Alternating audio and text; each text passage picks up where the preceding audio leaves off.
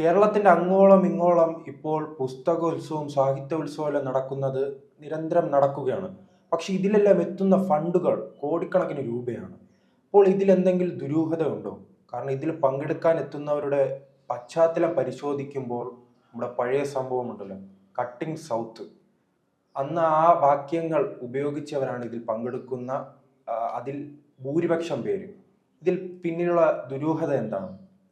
തീർച്ചയായിട്ടും ഇത് ഇപ്പോൾ രഹസ്യാന്വേഷണ വിഭാഗം ഇതേക്കുറിച്ച് വിവരങ്ങൾ ശേഖരിച്ചു വരികയാണ്. നമുക്ക് ലഭിച്ച വിവരങ്ങൾ ഞെട്ടിക്കുന്നതാണ്. അത് സംബന്ധിച്ച് കേരളത്തിൻ്റെ ഗ്രാമാന്തരങ്ങളിൽ പോലും ഇപ്പോൾ ചെറിയ തോതിൽ പുസ്തകോത്സവങ്ങളും സാഹിത്യോത്സവങ്ങളും ലിറ്റററി ഫെസ്റ്റിവൽ എന്നൊക്കെ പറഞ്ഞ് മലയാളത്തിലെ ഈ അക്ഷരങ്ങൾ കാച്ചാട്ടാത്താപ്പ, ഈ കടപയാതി അക്ഷരങ്ങളുണ്ടല്ലോ, അതിലേതെങ്കിലുമൊക്കെ എടുത്തിട്ട് ചില പേരുകൾ ഉണ്ടാക്കി ഇത്തരത്തിലുള്ള ഉത്സവങ്ങൾ സംഘടിപ്പിക്കുകയാണ്.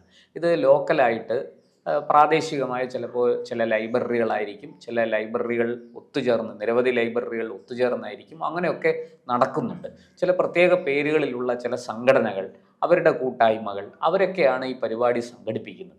ഇതിനകത്ത് പങ്കെടുക്കാൻ ആ പ്രദേശത്തെ ഉൾപ്പെടെയുള്ള സംസ്ഥാന നേതാക്കൾ ആയിട്ടുള്ള രാഷ്ട്രീയ നേതാക്കൾ, രാഷ്ട്രീയ പാർട്ടികളുടെ നേതാക്കൾ ഉൾപ്പെടെ ഇതിൽ ക്ഷണിക്കപ്പെടുന്നുണ്ട്.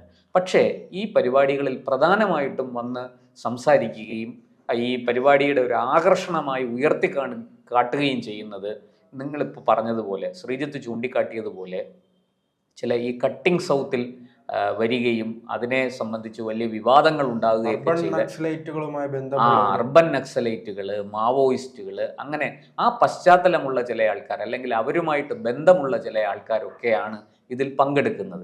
ഞാൻ ചില പേരുകളൊക്കെ ഞാൻ പറയാം. അതായത് മുമ്പ് പല രീതിയിൽ അവർ പത്രമാധ്യമങ്ങളിൽ അടക്കം വളരെ വിവാദമായ പ്രസ്താവനകളും വാർത്തകളുമായിട്ട് നിറഞ്ഞു നിന്ന ആൾക്കാരാണ്. ഉദാഹരണത്തിന് പ്രൊബിൻ പുർക്കായസ്ത, അതാരാണെന്ന് എല്ലാവർക്കും അറിയാം. അതുപോലെ പറകാല പ്രഭാകരൻ, ഒരു മാവോയിസ്റ്റ് നേതാവാണ്.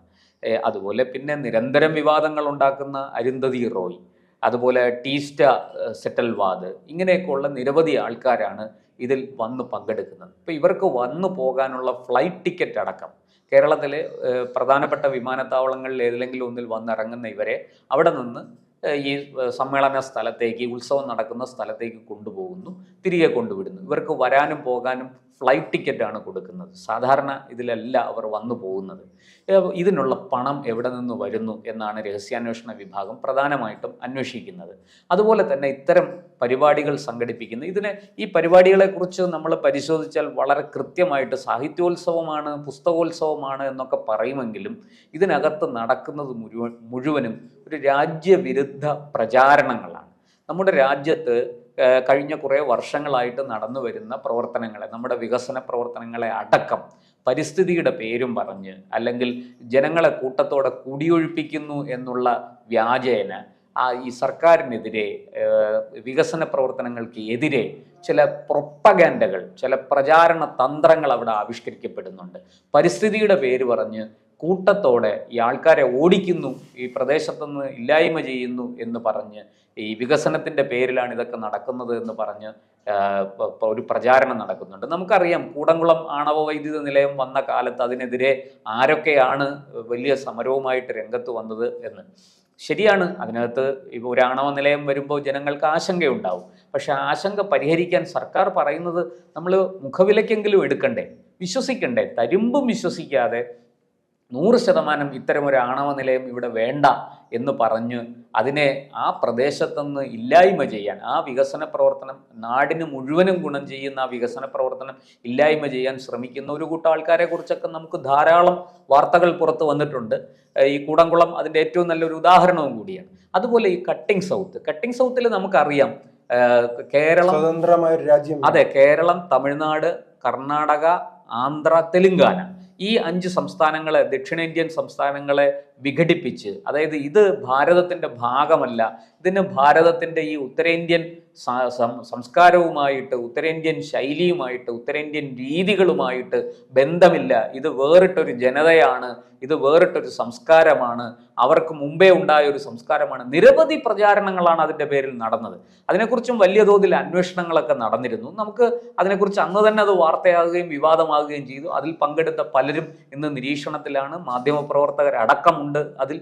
ഇത്തരം കാര്യങ്ങൾ ഇപ്പോൾ ചെറിയ ചെറിയ കഷ്ണങ്ങളാക്കി ഒരു വലിയ സമ്മേളനം നടത്തുന്നതിന് പകരം കേരളത്തിൻ്റെ 14 ജില്ലകളിലും ചില പ്രത്യേക കേന്ദ്രങ്ങൾ കേന്ദ്രീകരിച്ചുകൊണ്ട്, പ്രദേശങ്ങൾ കേന്ദ്രീകരിച്ചുകൊണ്ട് ഇത്തരത്തിലുള്ള ഈ പുസ്തകോത്സവങ്ങളും സാഹിത്യോത്സവങ്ങളും സംഘടിപ്പിക്കുകയും അതിൽ പങ്കെടുക്കാനായിട്ട് ഈ വളരെ ദുരൂഹമായ, വളരെ സംശയാസ്പദമായ സാഹചര്യങ്ങളിലുള്ള വ്യക്തികളെ കൊണ്ടുവരികയും ചെയ്യും. അതിൽ ഏറ്റവും തമാശയുള്ള കാര്യം, ഭരണഘടന ഉയർത്തിയിട്ടാണ് അവർ പല ഇടങ്ങളിൽ സംസാരിക്കുന്നത്, എന്നിട്ട് ഭരണകൂടത്തിനെതിരെ തന്നെ സംസാരിക്കും. അതെ, നമ്മുടെ ഭരണഘടന ഉയർത്തിയ ഇത് അഭിപ്രായ സ്വാതന്ത്ര്യം ഇന്ത്യയിൽ മരിച്ചു എന്നാണ് അവർ പറയുന്നത്. ഇവരുടെ ഒരു പ്രധാന പ്രൊപ്പഗാൻഡ ഞാൻ പറയാം.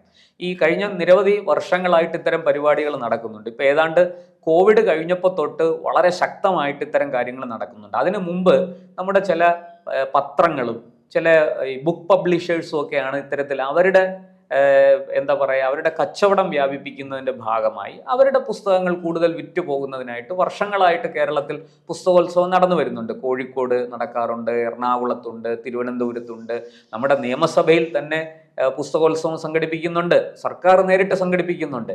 അപ്പോൾ അതൊക്കെ ഈ ബുക്ക് പബ്ലിഷേഴ്സിന് വലിയ അളവ് വരെ സഹായമാണ്. കാരണം പൊതുജനങ്ങൾ വരികയും പുസ്തകങ്ങൾ വാങ്ങിക്കൊണ്ട് പോവുകയും ചെയ്യുന്നു. വായനയോട് വലിയ താല്പര്യമുള്ളവർ, പുസ്തക വായന ഈ ഒരു ജീവിത വ്രതമാക്കിയ ആൾക്കാരുണ്ട്. അവർക്ക് വലിയ തോതിൽ പുസ്തകങ്ങൾ വിലക്കുറവിൽ വാങ്ങാൻ കിട്ടുന്ന ഒരു അവസരം കൂടിയാണ് ഇത്തരം മേളകൾ.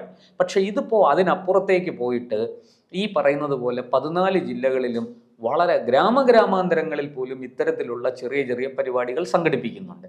അപ്പോൾ പ്രധാനമായിട്ടും രഹസ്യാന്വേഷണ വിഭാഗത്തെ അവർക്കുണ്ടായ സംശയം, ഇതിനുള്ള ഫണ്ട് എവിടുന്ന് കിട്ടുന്നു? ഇത് ചെറിയ കാര്യമല്ല. കാരണം ഒരു ചെറിയ പ്രദേശത്ത് നടക്കുന്ന, ഒരു ചെറിയ ഗ്രാമത്തിൽ നടക്കുന്ന ഒരു പുസ്തകോത്സവത്തിന് വലിയ തോതിൽ പണമൊന്നും ആ പ്രദേശത്തുനിന്ന് കിട്ടാൻ വഴിയില്ല.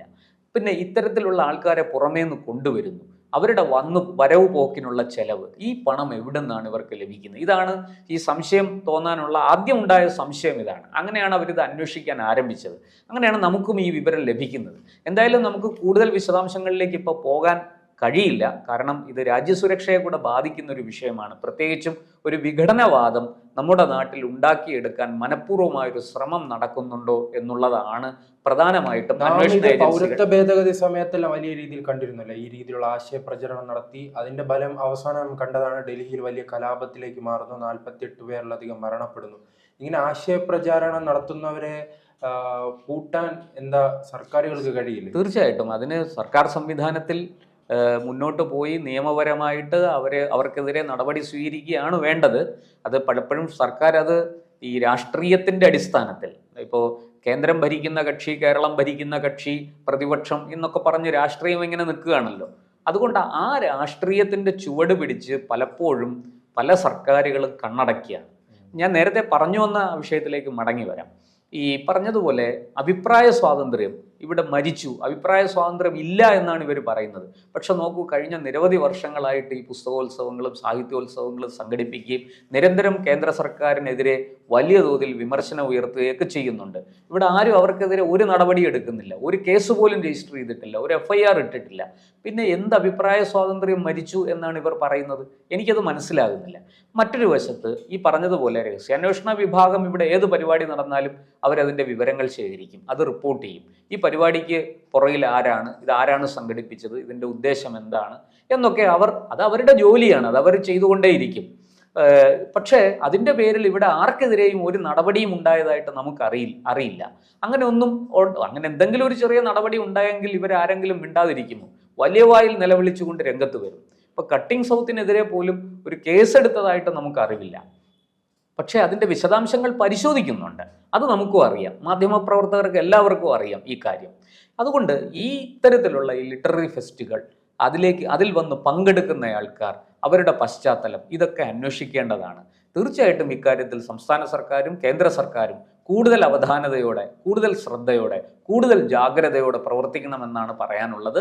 കുഴപ്പക്കാരായ ആൾക്കാർ എല്ലാ തരത്തിലും കുഴപ്പങ്ങൾ ഉണ്ടാക്കാൻ ശ്രമിച്ചുകൊണ്ടേയിരിക്കും. അവരുടെ ലക്ഷ്യം രാജ്യത്തെ അസ്ഥിരപ്പെടുത്തി ശത്രു രാജ്യങ്ങൾക്ക് നേട്ടമുണ്ടാക്കി കൊടുക്കലാണ്. അതിനവർ പ്രത്യേക പണവും കൈപ്പറ്റുന്നുണ്ടാകും.